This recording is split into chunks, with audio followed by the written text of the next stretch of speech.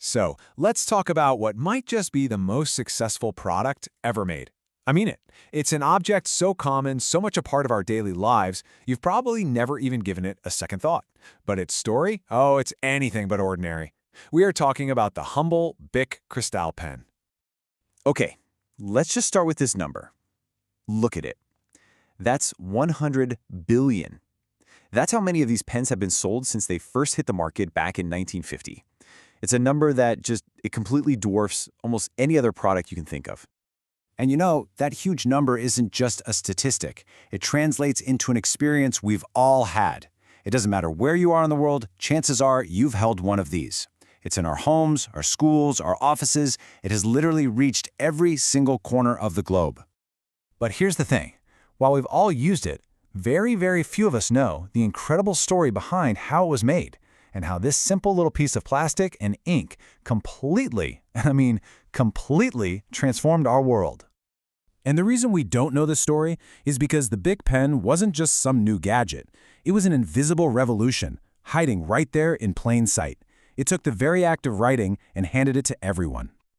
I mean, the scale of this thing is just mind-boggling. Think about it. The design has stayed pretty much exactly the same for over 70 years, and even today, 14 million of them are sold every single day. Its arrival caused the price of writing tools to just plummet, and right behind it, literacy rates, they shot through the roof. And you have to understand just how profound this change was. Before this pen, writing was a messy, expensive hassle. It was really a luxury skill, something reserved for a tiny elite part of the population.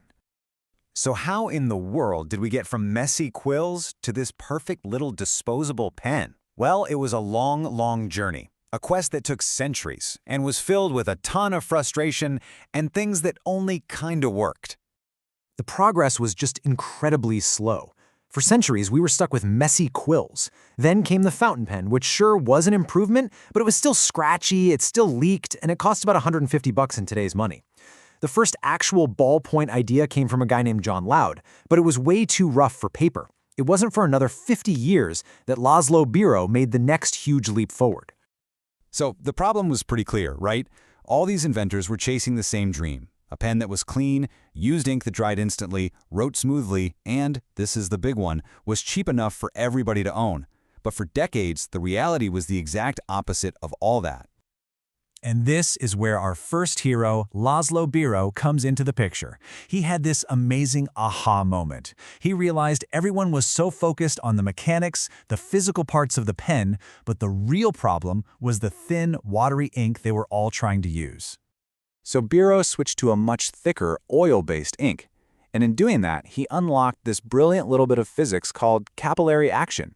It's the same force that lets water climb up the roots of a tree. In his pen, this effect pulled that thick ink down the tiny tube and onto the ball, which meant it didn't need gravity and could write smoothly at basically any angle. Pretty cool, right? So Biro had totally mastered the technology, but there was one massive problem he hadn't solved. His pens, as brilliant as they were incredibly expensive to make. The cheapest one cost the equivalent of $190 today, so writing was still very much a luxury. And that brings us to the next major player in our story, a French manufacturer named Marcel Biche. He saw Biro's pen, saw the incredible potential, and he set out to do the one thing Biro couldn't: make it for everyone. Now this is so important to understand.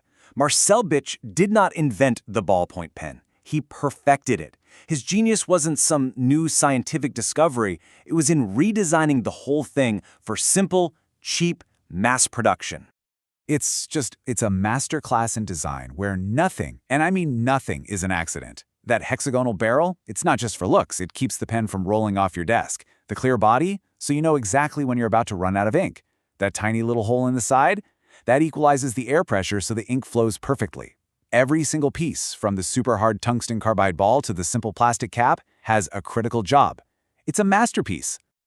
So, with this perfected design, Marcel Biche was about to launch something that would fundamentally change society on a global scale. In 1950, he was ready. And here's a funny story about the name. He dropped the H from his last name, Biche, so that English speakers wouldn't mispronounce it. And so, the Bic was born. It cost just $2 in today's money, and it was an absolute sensation, selling 10,000 a day in France right out of the gate. And the reason it took off like a rocket? It's simple, really. The entire world had secretly been waiting for this exact product. It solved a universal problem that people had just been putting up with for centuries. For the first time, if you wanted to write something down, you just could, easily and cheaply. And this is where the story gets truly incredible. In the 1940s, before the Big Pen existed, global literacy was sitting at around 35%. Over the next 50 years, as 100 billion of these pens spread out across the planet, that number jumped to nearly 90%. This simple tool literally empowered billions of people to read and write. And that brings us to today. The design is so perfect, so deeply woven into the fabric of our lives, that it's become completely invisible. We just take it for granted. It just goes to show you that sometimes the most profound changes come from the simplest, most elegant solutions. So the next time you pick up a pen, just take a second to really look at it. Appreciate the centuries of trial and error and the absolute genius of simplicity that you're holding in your hand. And it kind of makes you wonder, right? What other perfectly designed, world-changing objects are we overlooking every single day?